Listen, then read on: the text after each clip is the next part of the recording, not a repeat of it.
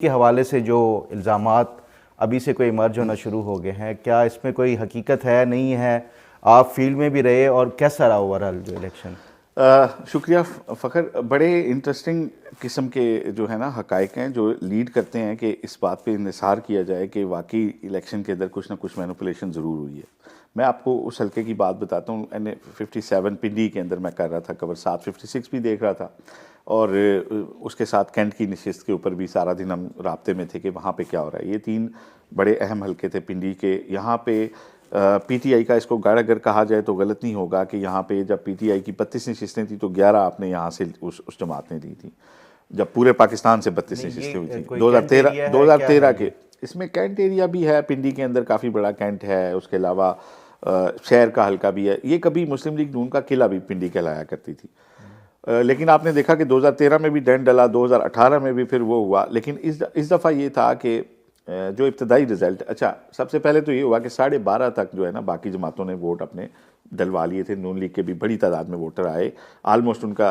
तमाम वोटर अपना वोट डाल के गया, जमात इस्लामी बाकी। और पहली दफ़ा मुझे पिंडी में जो है पीपल्स पार्टी का भी बड़ा एक्टिव नज़र आया वोटर। इनके कैंप्स के अंदर मैंने लोग देखे, मुझे खुशी हुई कि मरकज़ की एक जमात जो है उसने पिंडी के अंदर कम अज़ कम अपने वोटर को अट्रैक्ट किया। 12:30 के बाद जो लोग पोलिंग स्टेशन पे आए, जिन्होंने मैं कहूँगा कि धावा बोला, वो थे पाकिस्तान तहरीक इंसाफ के लोग। और ये आलम हो गया कि पोलिंग स्टेशन के अंदर नहीं बल्कि पोलिंग स्टेशन के बाहर भी लाइनें लग गईं, और ये अमल जारी रहा पोलिंग ख़त्म होने तक। खैर 1 घंटा बढ़ाया नहीं गया इस दफ़ा, हालांकि रश बहुत ज़्यादा थी। मैं पिंडी की आपसे बात करूँ, खैर उसमें ये हुआ कि कुछ लोग बाहर से लौट गए, कुछ मतलब वो भी था एलिमेंट। लेकिन जो इब्तदाई रिजल्ट्स आना शुरू हुए जो मैं आपको बताऊंगा, उसमें ये था कि डिफरेंस जो था वो 50% का था। तकरीबन 19 पोलिंग स्टेशंस के मैंने जियो न्यूज़ को वो दिए थे, फार्म 45, और उनमें एक भी ऐसा नहीं था जिसमें बैरिस्टर दानियाल लीड कर रहे हों। उस 19 के अंदर सिमाबिया ताहिर जो थी, बैरिस्टर दानियाल जो कि मुस्लिम लीग नून के कैंडिडेट, जो नून के कैंडिडेट थे, और सिमाबिया ताहिर जो थी जो पीटीआई की हिमायत याफ्ता आज़ाद वहाँ से थी, उनका वोट अगर 325 होता था तो यहाँ पे 250 और 150 वोट होता था नून लीग का। तो 19 के जब ये हमने जमा कराए तो उसके बाद जो हैं वो रिजल्ट्स आने रुक गए। तकरीबन 7:45 के लगभग, 8 बजे के लगभग का ये अमल होगा। उसके बाद फिर एक जंग लगी रही कि कैसे किसी तरीके से फार्म 45 हासिल किए जाएँ। कुछ हमें कैंडिडेट्स ने भेजे भी, लेकिन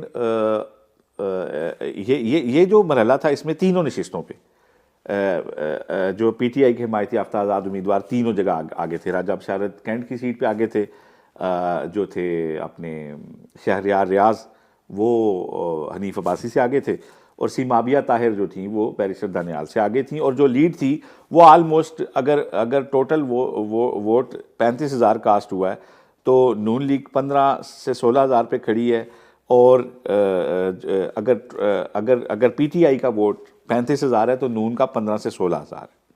उसके बाद रिजल्ट्स रुक गए। उसके बाद जब रिजल्ट्स आए तो वो ऑल टुगेदर वो चेंज हो चुके थे नताइज। जो लीड पीटीआई के पास थी वो शिफ्ट हो चुकी थी मुस्लिम लीग नून की तरफ। पिंडी के जो मैं तीनों हल्के बता रहा हूँ, इसमें कोई ना मजहबी, ना सियासी, ना लिसानी कोई तकसीम नहीं है कि यार ये एरिया पश्तूनों का है या ये एरिया उर्दू स्पीकिंग का है या ये देही इलाका है। एक ही तरह के समाजी, सियासी, लिसानी, मजहबी हालात के वोटर्स, उसके अंदर जो middle class, lower middle class, चंद एरियाज़ में अपर मिडिल क्लास रहती है, उसके रिजल्ट्स ऑल टुगेदर डिफरेंट आए और इतने ताख़ीर से आए। और फिर अगर मैं 57 की बात करूं तो आप देखें ऊपर बैरिस्टर दानियाल जो हैं वो 30,000 की लीड मार रहे हैं। 57 के से कुछ 200-300 कम है सीमाबिया के वोट, 83,000 उनका वोट है।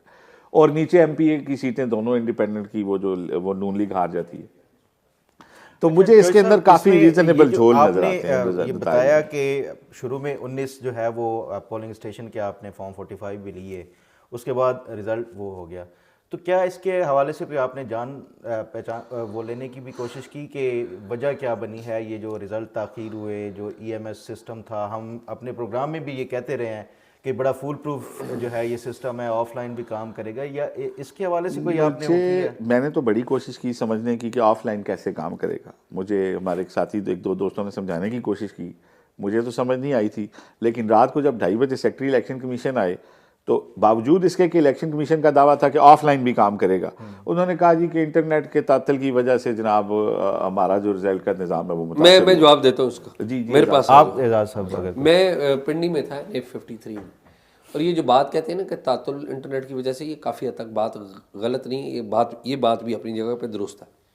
मामला क्या है कि मामला ये है कि जो इन्होंने जो EVM एप्लीकेशन दी हुई थी, election EMS election management system की जो एप्लीकेशन थी, वो दी हुई थी रिटर्निंग ऑफिसर को, ठीक है, कि रिटर्निंग ऑफिसर जो रिजल्ट है वो अगर इंटरनेट नहीं भी है तो वो भेज सकेगा जो इलेक्शन कमिश्नर ऑफ पाकिस्तान को।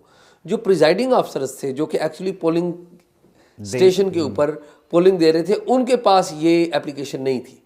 उन्होंने व्हाट्सएप के ज़रिए पहुंचाना था इलेक्शन, या फिर उन्होंने मैनुअल लाना था। एक बात।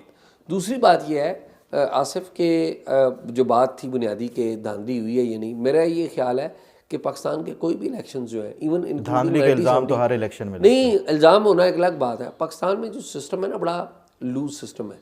अगर आप इलेक्शन कैंडिडेट हैं और आपका करीबी जानने वाला पुलिस वाला है, या स्कूल टीचर है, या कोई ऐसी ओहदे पर तैनात है जो इलेक्शन की मशीनरी में काम कर रहा है, तो आप उस पर इन्फ्लुएंस हो सकते हैं, पैसे भी चलते हैं। तो मैं तो समझता हूँ कि कोई भी पाकिस्तान का इलेक्शन धांधली से पाक नहीं है। So do was this. अब मेरे लिए ना हैरानकुन बात क्या है, आपने जो बात की ना कि शुरू में 19 हल्के जो हैं, आप निकाल कर देख लें, वो जो शुरू के 19 हल्के होंगे ना, वो अर्बन होंगे। अर्बन लेवल पे उनको जो नून लीग वो को आपके हल्के में बड़ी मार पिटी होगी यकीनी तौर पे। आप आगे जाएंगे, अगर रूरल में जाएंगे तो हो सकता है वहाँ पर उनको जो ऊपर का मार्जिन था वो निकाल ले गए हों रूरल में। एक बात। अब ये बात ये कि धांधली हुई है या नहीं हुई, मैं ज़ाती तौर पे समझता हूँ कि कुछ ना कुछ तो हुआ है। अब मुझे आप कहें कि एविडेंस क्या है, तो मेरे पास कोई एविडेंस नहीं।